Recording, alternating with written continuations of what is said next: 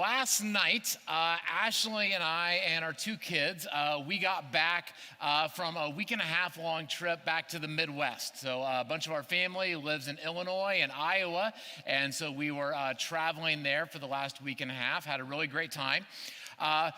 Before, it was like 3 days before we were going to leave on this trip. And so it's about 1,000 miles to drive there. The vehicle that we use to drive is our family minivan. So we have a Honda minivan, circa 2011. We thought that this would be the trip where we would finally go over the 200,000 mark. We didn't quite make it, but we're close. So by the end of the summer, we should make it. But it's a great van. We love our van. It's running well. But a couple days before the trip, I happened to be driving the van, and I noticed this little light, two lights, showed up on the dash. And I Googled, and so here's what these lights mean. So this little orange light means that there is a warning with the engine, that there's something that should be done. Now, there's another light where the engine can turn red, and that means pull over, you don't drive this anymore. But this orange is just a warning light that says at some point soon, you're gonna need to address something with this engine. And it let me know exactly what it was that I needed to address on the engine, which was that next little light, which is the oil, which says that the oil in this is now past its point of time or close to its past time where it's still good, and you're gonna need to get this changed. And then that made me start to look around the rest of the van, and I looked at the front wheels, front tires of our van, and I noticed they were like a little bit bald. Not all the way bald, but a little bit bald, kind of like me. And they're getting there. And this rose an interesting question. 2 days before our trip, very busy, lots of things we had to get done. Is this something that we have to do? It's saying like we're going to need to change the oil soon, but like, what's soon? Would it be okay if we went another day? Would it be okay if we did this whole trip on this batch of old oil and then changed it as soon as we get back? Like, would it be, obviously these tires are not great. We're gonna need to change them, but like, do we have to? Is this something that is immediate, or could we put this off just a little ways longer?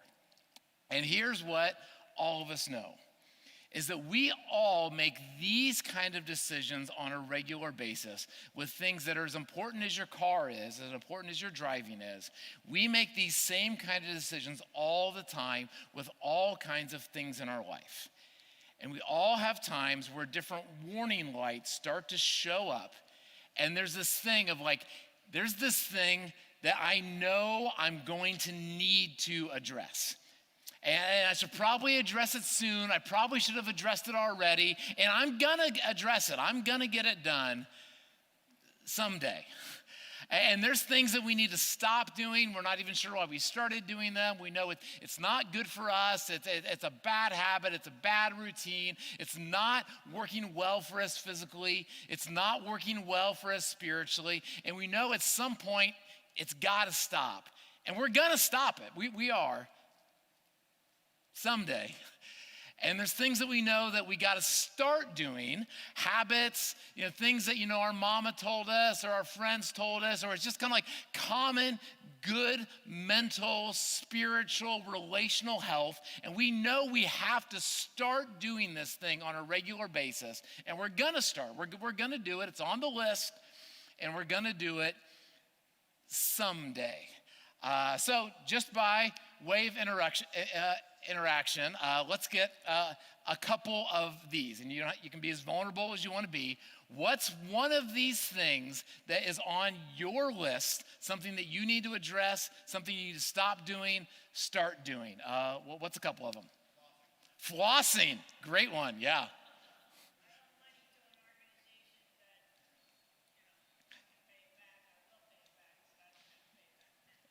Well, I need that money, so please, Sue, come on. Sue's going to pay money to an organization. That's great. What are some others? Like 2 or 3 more. Yeah. Organizing a junk drawer. Yeah, that's a great one. It's really good. Going to the gym. Come on. Yeah, it's really good. One more. Who's got a good one? Yeah, Justin. Go fishing. Yeah, take some time to have some fun. Absolutely. It's so, so good. And we all have these kind of things. And the question is when is someday? And we're going to talk about when is someday going to actually be too late? So this is what our scripture's on today. We've been going through the gospel according to Luke for over a year now, and we are now at the end of Luke chapter 12. And here's what Jesus has to say in Luke chapter 12. Let me move this over for me. He said to the crowd, when you see a cloud rising in the west, immediately you say, it's going to rain. And it does. And when the south wind blows, you say, it's going to be hot. And it is. Hypocrites, you know how to interpret the appearance of the earth and the sky. How is it that you don't know how to interpret this present time? And Jesus is making an observation that all of us have experienced. You all are so good about predicting the future. You can predict the future when it comes to the weather, and you can change your behavior based off of what you predict.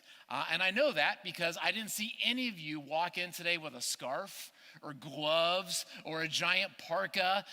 None of you have snow sleds in the back of your car for what you're going to do later this afternoon, because you are able to walk outside and feel, and you can predict certainly what the weather is going to do.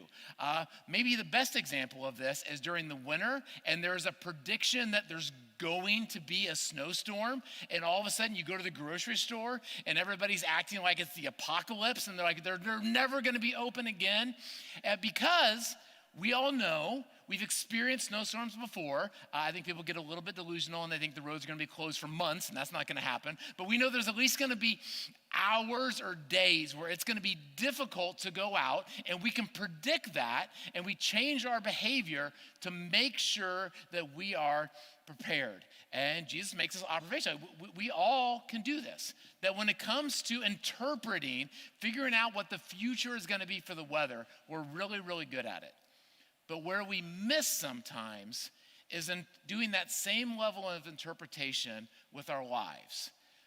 When we look at, based off of the warning signs that I see that are blinking in my relationship right now, based off of the warning signs that I see that are maybe blinking in my spiritual life, in my physical life, in my mental health, based off of the warning signs that are flashing in some area of my life, I should be able to look forward and be like, if I don't change my behavior, I'm not going to be prepared, and I'm going to get caught out in the cold. I'm going to get caught out in the heat, and I need to start making some preparations so that I'm prepared for where this is going to go.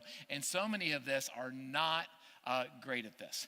I want to show you one of my best kind of like examples of this. So this is from a comedian that I love. His name is Brian Regan. He talks about this idea of when we see a warning sign, we should change things, but we don't. And see if you can relate to this. I'm fine now, I think. I don't know. So they sent me to my regular doctor for a follow-up, and I was nervous going because my cholesterol... I knew it was going to be high because last year was high, and I hadn't done anything different. What are the odds your cholesterol is going to plummet for no reason? Come on, 200, come on. 337, how can that be? I had Burger King coupons in my pocket. It's inexplicable.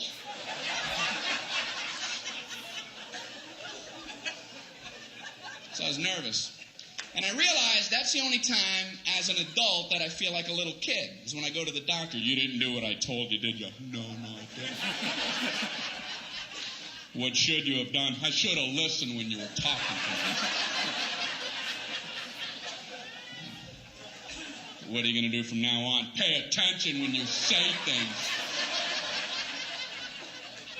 When are you going to start? I'm going to start right now. Immediately. Call doctor. Can anybody relate? Again, the question is, like, we all have things like that in our life, things we know we need to change. We should have changed them already, and we haven't quite gotten around to it. But the question is there's a point, right, where, like, you should have changed it yesterday, you could change it today, but if you let it keep going down the trajectory that it's currently going, at some point, the weather that you've been feeling was going to change is finally going to be here, and now all of a sudden you're stuck in a blizzard, you're stuck in a heat wave, and you're not prepared. And now all of a sudden that relationship that was blinking is now like destructing around you, and you're having conversations and moments that you never thought you would have. Or there's things, in your body that you knew, I better address this. Now all of a sudden you're sitting in a waiting room because you just let it go too long. Or things that you needed to approach spiritually, and you're feeling some distance between you and God. You were feeling some distance between the people closest in your life. And now all of a sudden it feels like it's gone too long, and you wonder if it's ever going to be put back together again. And that's what Jesus is going to talk about next. He says we all have a list, and we want to make sure we get to it before it gets way worse. He says, why don't you judge for yourself what is right? As you are going with your adversary to the magistrate, try hard to be reconciled on the way. Or if you haven't reconciled it already, or your adversary may drag you off to the judge. And when you get to the judge is going to turn you over to the officer. And the officer is going to throw you into prison. And I tell you, you will not get out until you have paid the last penny. This is a situation that might not make a ton of sense to all of us, but this was something that would have made a lot of sense back then, that it was very common for there to be some sort of a dispute, legal dispute, often financial dispute between two people, and you could try to settle it yourselves, or if you don't settle it, you're going to go to a judge, and once you get to the judge, it could get a lot worse. I had a little bit of an experience of this in real life. And so a long time ago, back when I was in college, I was down in Mexico City visiting a friend of mine who lived in Mexico City. He was a missionary there. And we were driving down this road in Mexico City, and we got pulled over. I forget what he was driving. I wasn't driving, luckily. But we got pulled over, and the officer came, and the officer said, in Spanish, is like what my friend relayed to me. Basically, here's the deal. You can pay me, or I can bring you into the police station. What do you want to do? And so he's like, well, I'm going to pay you. And then they started to like haggle on the price. And so they started to like go back and forth on how much that they were going to pay. And they finally found a price. My friend paid the guy, and then he drove away. And I was like, what was that? Like, that's a thing? Like, that happens? He's like, yeah, the way it works in Mexico is that policemen don't get paid all that much. And so what policemen prefer to do is to pull people over, haggle with a price, get the money themselves, so that way they can put it in their own pocket to provide for their own families, because they don't get paid a lot of money.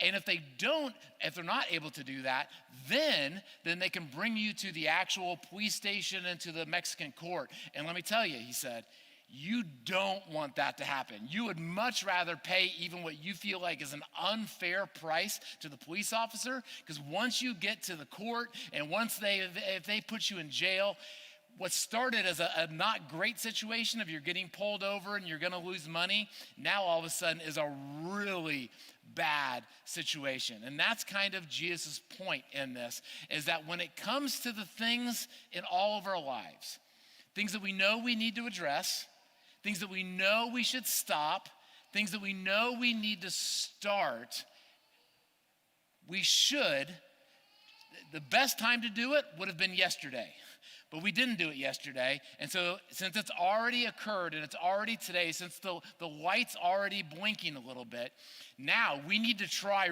really hard to try to reconcile this situation as soon as we can. Because if we let this go a little bit longer, it could get a whole lot worse for you. And Jesus doesn't want whatever is blinking in your life, he doesn't want it to get a lot worse. And I love you. And whatever's going on in your life, I don't want to get a lot worse. And so we're asking, what is it that is currently in your life? Maybe it's a yellow light. Maybe it's a red light. Maybe it's a flashing red light. What is it in your life that you know you need to address?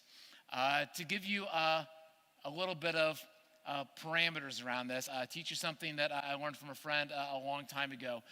It's called RPM. Some of you might have heard this before. It's not new with me or with my friend. But the idea is that, again, kind of thinking of the car analogy, is that in your car you have kind of an RPM gauge, which is revolutions per minute, and there's a point where when it's in this white area, you're okay, but if it goes into this red area, you can have it there for a little while, but if you have it there too long, then it goes boom, and your car has bad smoke, and now you have a really bad issue. And so a great question to regularly ask in your own life as you look in the mirror. Maybe if you have a partner, you can have a normal conversation with them. This is especially great. We encourage everybody to have some sort of an intentional relationship where you're regularly getting together with someone. A great question to regularly ask them is, hey, let's just take a moment. How are your RPMs doing? And RPMs is an acronym that stands for how are you doing relationally? How are you doing physically? How are you doing mentally? And how are you doing spiritually? And so if you would, let's just think through these for a second.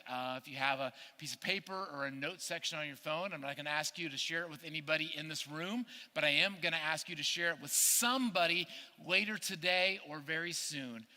What is something in one of these categories that you need to address today, or at least start doing today? Or what is something that you need to stop doing today? Or what is something you need to start doing today? And so, relationally,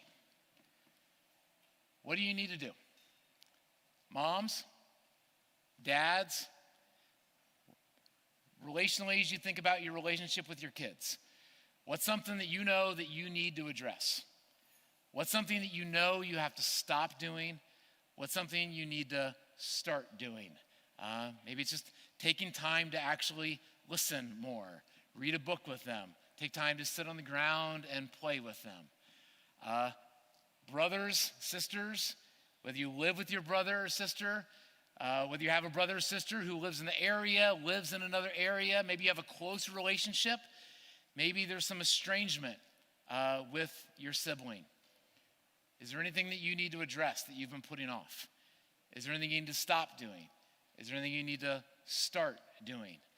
As you think about your neighbors, the people who live around you, is there anything you need to address? Maybe you don't even know your neighbors, and that's something you need to address. Maybe there's a weird tension. Maybe you've thought, you know what, I should really invite them over at some point. What's something you need to start doing? Look around this room. We like to think of this as church family. Church is not a building. It's not an organization. It's not an event that you attend. It's a group of people. Is there anything that you need to address? Is there anything you need to stop doing?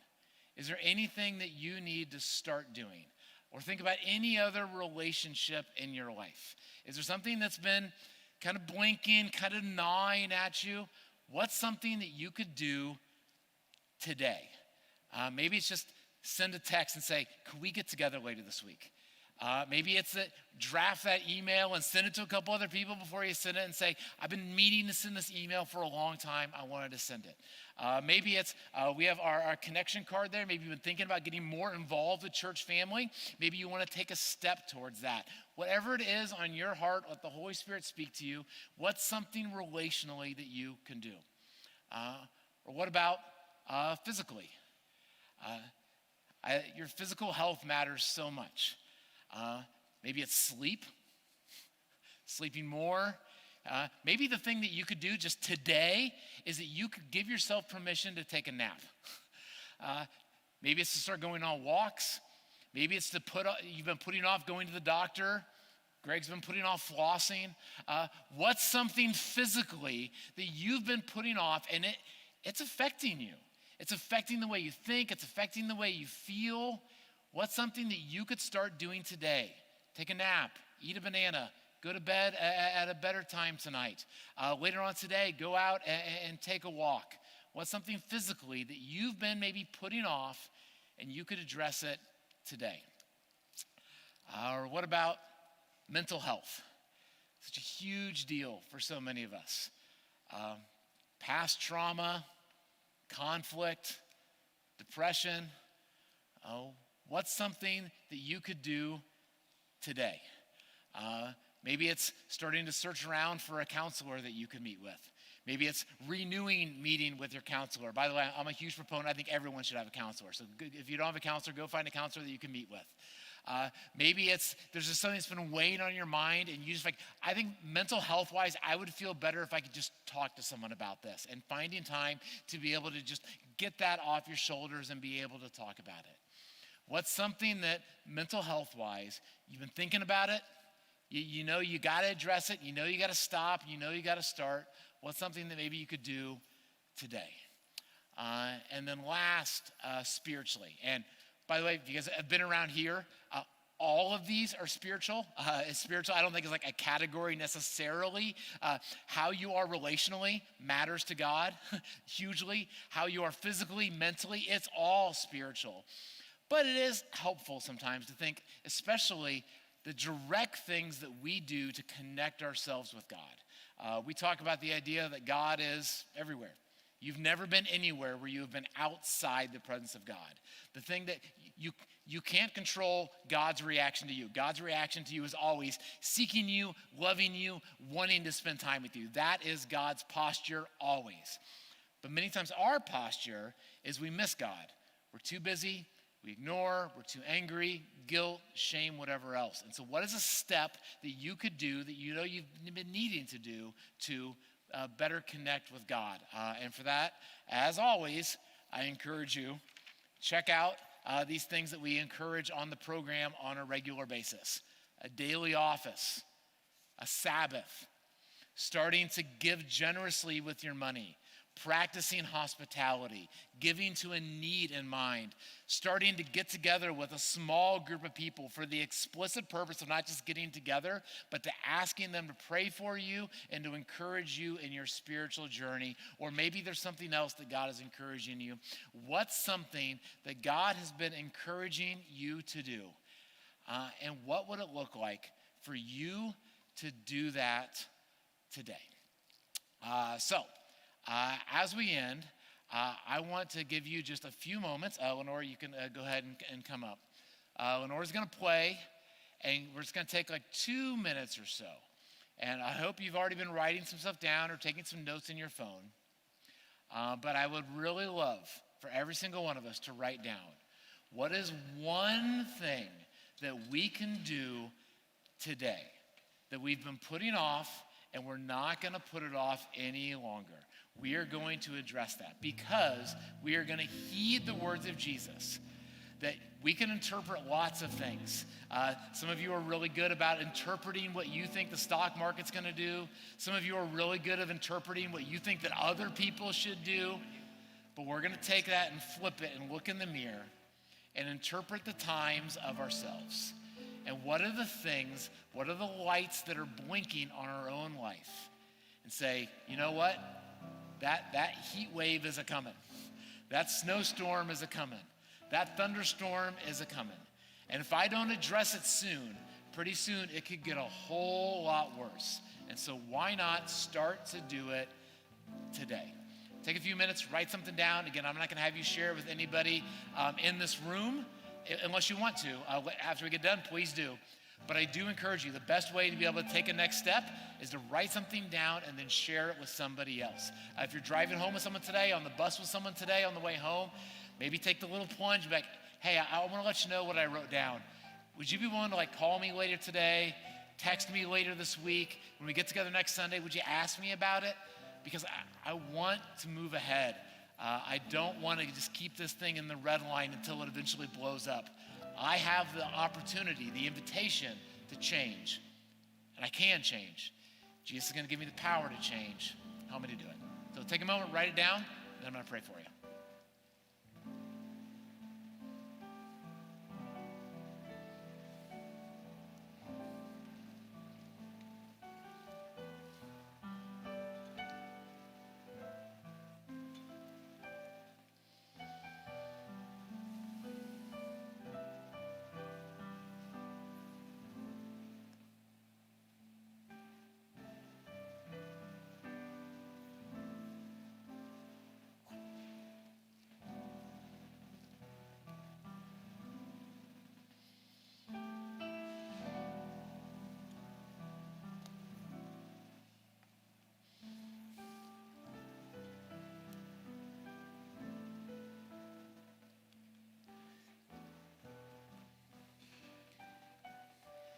Jesus, thank you so much that you love us enough to present us with warning lights. And sometimes those warning lights aren't always comfortable. Sometimes there are certain levels of pain that go along with those because there's things that are happening in our body or conversations that we can be uncomfortable because of the truthiness of them, or just the conviction that we feel in our heart. But God, I really believe that you put these indicators in our lives, not ever because you're angry at us, because you're trying to get even with us, but it's because you love us enough that you want us to experience life to the full. You want us to experience life with you.